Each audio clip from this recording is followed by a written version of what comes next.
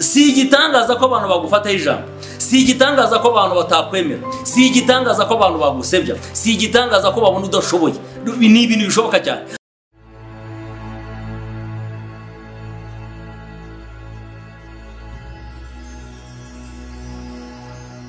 Nyuma tugiye kuganira ijambo dusanga mu Kuva 14 ku murongo wa 24.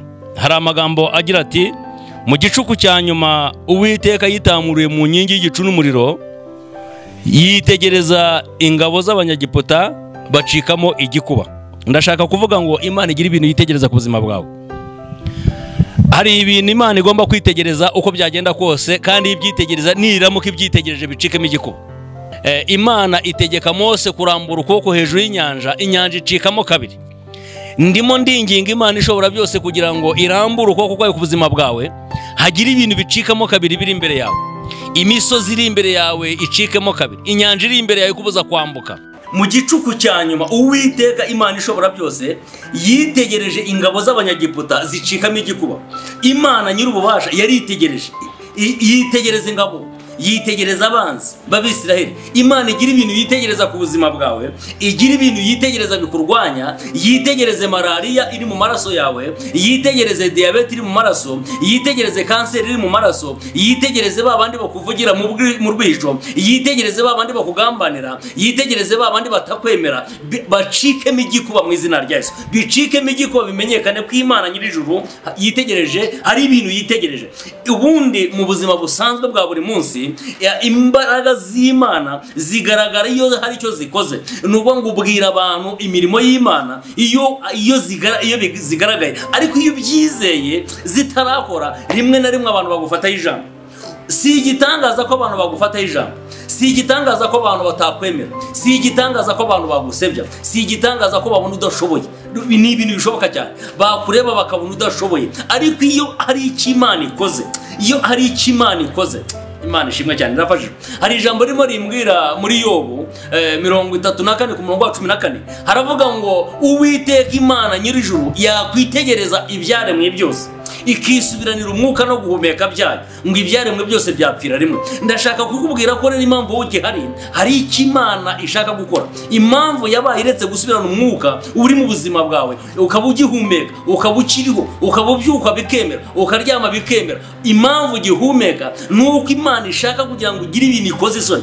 Igiye kwitamurura mu gicuku cya nyuma. Imana igiye kwitamurura, yitegereze ibikurwanya, yitegereze ibikugenza, yitegereze bya bindi bikugendaho, kugira ngo nibicike igikuba mu isi y'amashimwe, uhagarara imbere y'abantu, ubwira abantu uti, mbonye Imana ikora imirimo, mbonye Imana ikiza, mbonye Imana itabara, mbonye Imana igabura, mbonye Imana yambika, mbonye Imana igirira neza abayikunda, mbonye Imana ikora ibitangaza. Ndimo ndashaka kukubwira ngo Uwiteka Imana ishobora byose igira ibintu yitegereza ku buzima bwawe.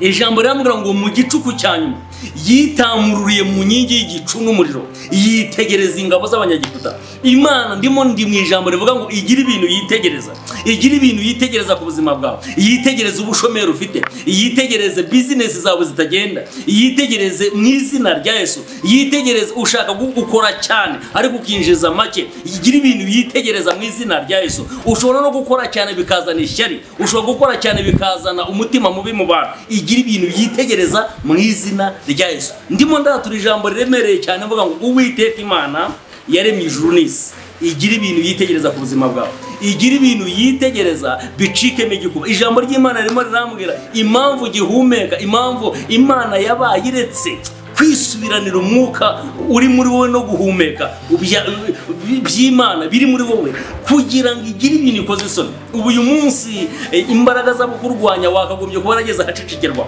Uyu munsi nshingiye ku mbaraga zirimo zikurwanya zakwinjiyemo, uyu munsi wakagombye kuba hari ahantu uri, wagombye kuba hari urwego uriho, wakagombye kuba warageze ahacicikerwa. Ariko umva icyo Imana irimo ivuga, igiye kwitamurura. Imana igiye kwitamurura, yitegereze ingabo zikurwanya, yitegereze ibitakwemera. Imana ibahe umugisha. Reka dusenga Imana mu izina rya Yesu. Uwiteka Mana yacu, Mana yaremye ijuru n'isi, wowe uvuga bikaba, wategeka bigakomera, wowe ufite ubuzima bwacu mu biganza byawe. Akira icyubahiro mutangabugingo. Ndimo ndakwinginga kugira ngo witamurure mu nkingi y'igicu n'umuriro witegereze ibitugenza, witegereze ibiturwanya, ushingure icumu ryawe mu ntagara, wimire imbaraga z'umwijima mu izina rya Yesu. Reka abantu bamenye neza yuko uri Imana ishoboye. Reka abantu bamenye neza yuko ushobora byose. Reka abantu bamenye neza yuko Umwami Imana uhera mu itangira bamenye iherezo. Reka imbaraga zawe zimanukire mu izina rya Yesu. Reka ari indwara iri mu maraso isohoke, ari ikintu icyo ari cyo cyose cyinjiye mu bugingo gisohoke mu izina rya Yesu. Reka abantu bamenye imbaraga zawe no gukora kwawe. Ndagushimiye kuri Imana yo kwizerwa, icyubahiro kibi cyamuri byose mu izina rya Yesu. Amen.